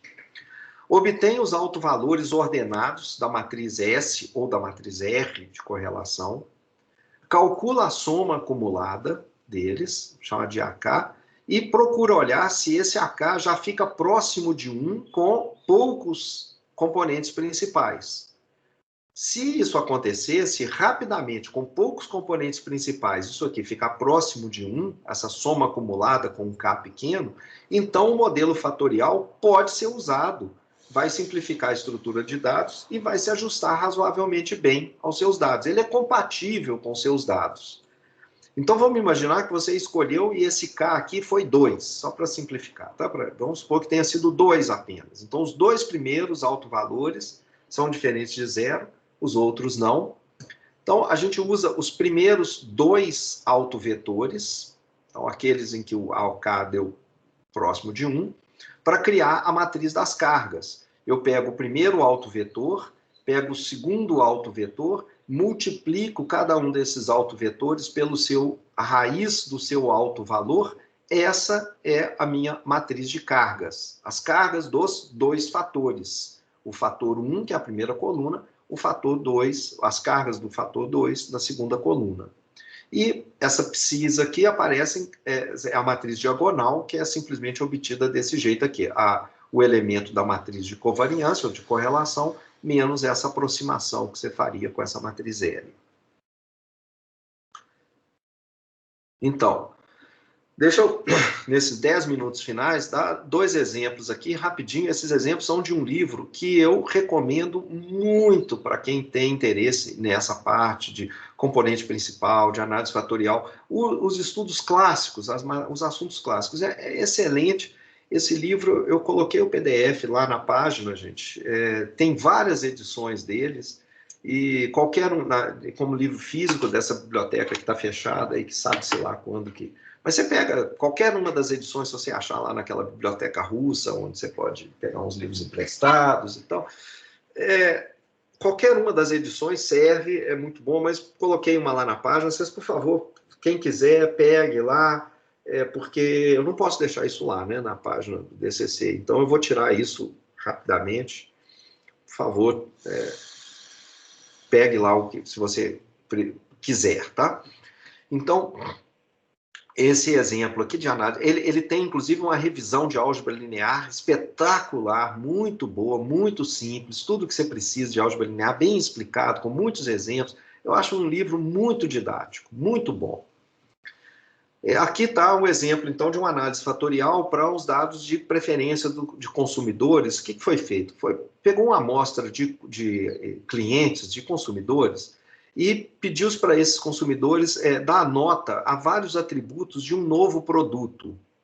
A resposta ficou numa escala semântica aqui de 7 pontos. Então, quanto maior a nota, mais positivo era o atributo. Os atributos eram esses daqui. Então, se foram só 1, 2, 3, 4, 5 atributos. Então, o indivíduo julgou lá o produto com relação ao sabor, taste. Se o produto era bom, era uma boa compra para o dinheiro, quer dizer, se estava ok, né? Se o produto não estava com valor nem excessivo, estava barato, se o preço estava ok. Todo ano eu esqueço isso, um aluno já me corrigiu. Sabor e... Como é que é a diferença entre taste e flavor? Acho que flavor, talvez... Um deve ser aroma e o outro é sabor. Acho que é isso, tá? Então, um é aroma, o outro é sabor. Vamos imaginar que seja isso. E depois aqui embaixo, se o produto era adequado para snack, eu acho que o produto aqui deve ser uma coisa do tipo um Doritos da vida, né? Uma coisa assim. Então, se ele é adequado para snack e se ele fornece um bocado de energia, tá? É calórico, né? Então, aqui, cada indivíduo, então, cada consumidor, em vez de serem notas de 15 matérias, cada consumidor veio e deu a nota dessas 5 coisas aqui. Esses 5 itens. Então, você tem lá, se você fez isso aí com, digamos, em geral, esses experimentos, eles são feitos, mas não é um número muito grande de consumidores, né? Então, imaginar que gastou-se dinheiro aí, e uns 100 consumidores apenas. Então, você tem uma matriz com 100 linhas, que são 100 consumidores, e 5 colunas, que são esses números aqui. A partir disso, calculou-se a correlação, a matriz de correlação entre essas 5 notas aqui, que cada indivíduo deu. Então, estão aqui as correlações. Observa que algumas estão bem positivas, as correlações. Por exemplo, entre a variável 1 e a variável 3. A variável 1 é taste, a variável 3 é sabor. Aroma e sabor, são bem correlacionados. Tá? A variável 2 é muito correlacionada com a variável 5. A variável 2 é se é uma boa compra para o seu dinheiro e se ela fornece bastante energia. Então, bastante correlacionadas. Quando você acha que o preço está muito bom, você, em geral, ela também tem, o produto tem a pessoa acha que dá muita caloria. Por que isso aqui está relacionado com isso? Eu não consigo ter uma noção muito clara, não, tá, gente? A variável 4 também está muito associada com a 5. Aqui, ó, adequado para snack e fornece muita energia. Isso é bom, né? Só a minha esposa, por exemplo, é que acha que servir pepino em conserva é um bom snack para tomar com cerveja. Então, depois que a gente olha isso, a ideia agora é pegar essa matriz de correlação e tentar identificar os fatores latentes. Então, foi feita a análise de decomposição do componente principal, olhou-se os autovalores, e esses autovalores, olha só, primeiro, a soma dos autovalores aqui dessa matriz é 5. É esse P aqui, que é exatamente, não sei se vocês lembram, era a soma das diagonais aqui. Então, aqui vai dar exatamente 5. É a soma de todos os autovalores. E a soma dos dois primeiros deu 0,93, já bem próximo de 1. Então, a gente pode usar apenas 2 componentes principais. Com esses 2 componentes principais, a gente calculou o primeiro autovetor, multiplicou pelo raiz do lambda 1, o raiz do autovalor 1. Aqui está o autovalor correspondente. Aqui ficou, então, a carga do fator 1. Aqui a carga do fator 2. E aqui, bom, essas duas coisas aqui. Aqui ficaram as comunalidades, que era a soma do quadrado desses elementos, quadrar esse elemento, mais somar o quadrado desse, dá isso daqui, e aqui as variâncias específicas que foram obtidas por subtração. Então, esses últimos, a matriz L, então, se você pegar aqui, essa matriz, esses Fs aqui, né, montar isso como uma matriz L, multiplicar por ela deitada, mais a soma dos fatores, dessas variâncias específicas aqui, o que você tem é essa matriz. E essa matriz, ela é bem próxima, não é exatamente igual, mas ela fica bem próxima dessa matriz inicial aqui, que é a matriz obtida a partir dos dados. A matriz com todos os dados originais, sem nada de modelo fatorial, simplesmente a correlação entre os pares de variáveis. Se você olhar, por exemplo, então vamos pegar a primeira linha, 0.2, 0.96, 0.42, 0.2, qualquer coisa, 0.42, né, sei lá. Bem parecido, tá? Bem parecido. Aqui um outro exemplo, mas aí o tempo já não dá mais. Eu vou deixar para vocês lerem esses exemplos, é muito parecido. Então, foram todos extraídos do livro lá do Johnson Richard, no capítulo 9, que é o de análise fatorial. Ele tem muito mais coisa além disso que a gente está mostrando. Então, de novo, aqui ó, o resíduo, a matriz original, menos essa aproximação fatorial, mostrando que sobrou realmente coisas bem próximas de zero, mostrando que a análise fatorial ela é um bom modelo para esses dados. Bom, eu vou parar aqui, faltam uns poucos slides finais explicando alguns detalhes de identificabilidade desse modelo que eu vou voltar na próxima aula para explicar. Vamos parar por aqui hoje, acho que teve uma boa...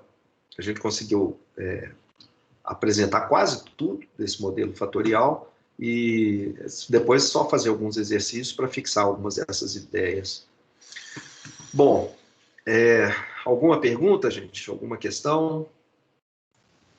Professor, eu tenho umas dúvidas em relação à lista de exercício. Vamos só, antes da lista, sobre essa matéria, alguém tem alguma dúvida? Se não tiver, a gente passa para a lista. Sobre o que a gente acabou de ver. Ok, então vamos para a lista. Pode falar. Perfeito. Eu estou na lista 9, né, que é sobre PCA. Aí você falando que usando um conjunto de treinamento, criar uma regra de classificação de novas imagens de dígitos. Usa os primeiros autovetores da matriz de covariância entre os pixels para fazer essa regra de classificação.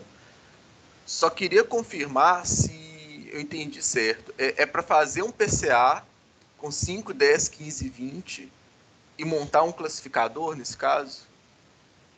É para classificar como um dos indivíduos, né? É como se você tivesse um sistema de segurança, que você chega lá na porta, ele tira uma fotografia e aí ele tenta verificar se você está no banco de dados lá. Mas aí a ideia é quem é o cara que é o mais próximo. Certo. Né? Você tirar uma nova foto, né? Essa nova foto, quem é o mais próximo dela? Qual é o indivíduo? Certo. No caso, professor, no caso é dos dígitos, né? O problema dos dígitos. Dos dígitos, o senhor gostaria, então, que fizesse um classificador de vizinhos mais próximos, basicamente, um KNN? Olha, não é bem KNN, não. Olha, o que você tem que fazer? Você tem que tentar... você tem que achar a representação dele como nos componentes principais. E aí você vê... o dígito 1, como é que ele está representado? Eu pedi todos os dígitos ali no final, deixa eu ver aqui, que eu não estou lembrando o que... Deixa eu lembrar aqui, peraí. Não está claro para mim se é para todos ou só para um.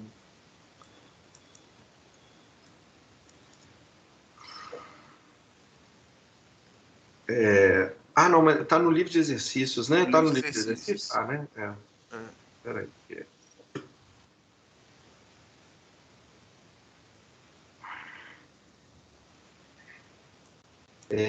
Você sabe em que página que estava? Página 85 do PDF. ou 81 do livro, né? Você pode ver.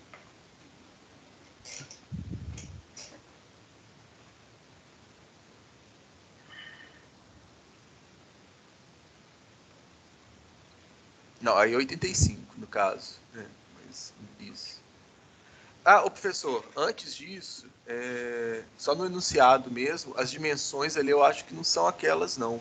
O senhor colocou dimensão 28 por 28 e centralizado na caixa 20 por 20. Mas o dataset que o senhor disponibilizou para a gente é 16 por 16. Tá. Só esse detalhe, tá? E aí, totalizando para cada amostra, né, 256 dimensões. Sim. E aí, Em essa geral, questão. isso aqui era para replicar o que foi feito antes. Deixa eu ver aqui. Ó. Usando apenas a amostra de teste, criar uma... A de cima, isso.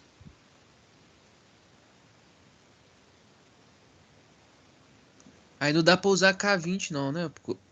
Pelo tamanho da figura, não? Acho que dá, porque são 256 dimensões. Porque você vai empilhar o K aqui, você tem que empilhar os vetores, né? A imagem, ela vira um vetor, a imagem inteira. Mas não Então, fica 16 por 16? não, veja só, vamos supor que se fosse 20 por 20, ele ia virar um vetor de tamanho 400. Desculpa, se fosse, sei lá, 28 por 28, eu não sei quanto que é a dimensão, né? Vocês falaram aí que não é isso, né? Mas então, o vetor vai virar 28 vezes 28. Então, é um vetor de mais de 400 dimensões. Então, você pode pegar K igual a 5, 10, 15, 100, 200, não tem problema. Entendeu? Quando a minha imagem é transformada num vetor, vamos supor, a imagem é 20 por 20, ela vira um vetor de tamanho 400. Então, a matriz de variância e covariância, que é o que você vai usar para calcular os autovetores, é uma matriz 400 por 400.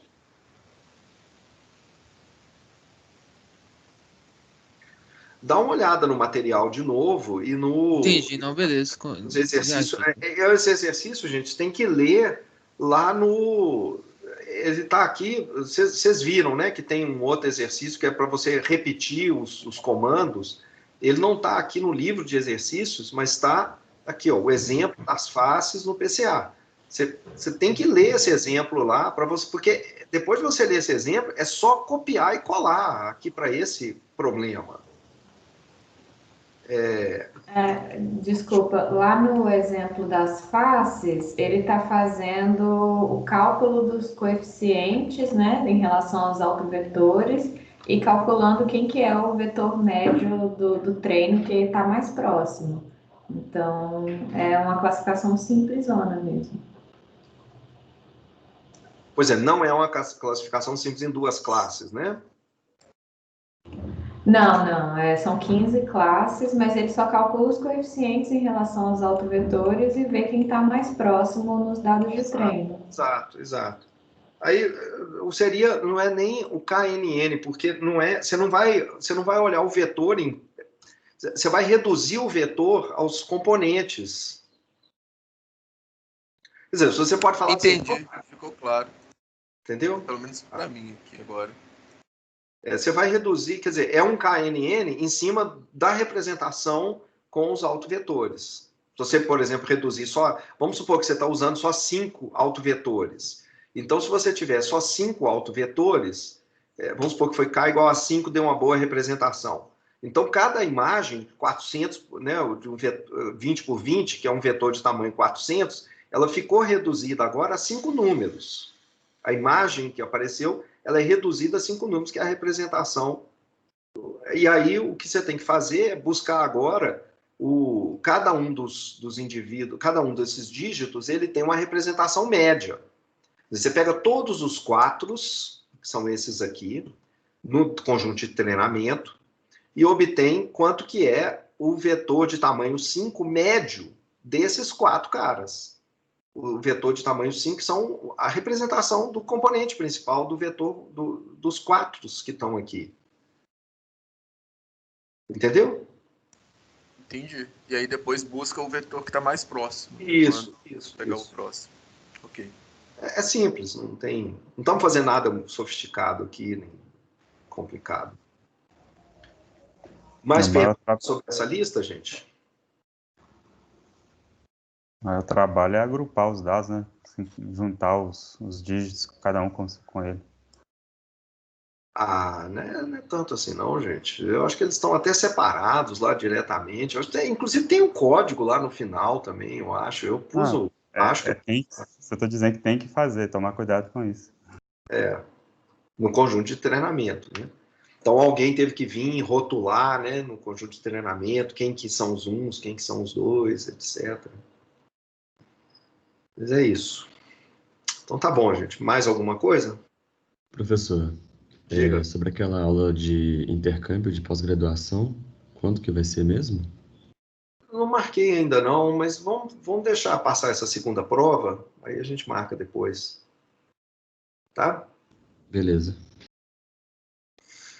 Ok. Então tá, gente. Então, se não tiver mais questões, a gente fica aqui então. Tá bom? Até a próxima, até quinta-feira, a gente completa a análise fatorial e começa um pouquinho da teoria de classificação. Tá bom? Até lá.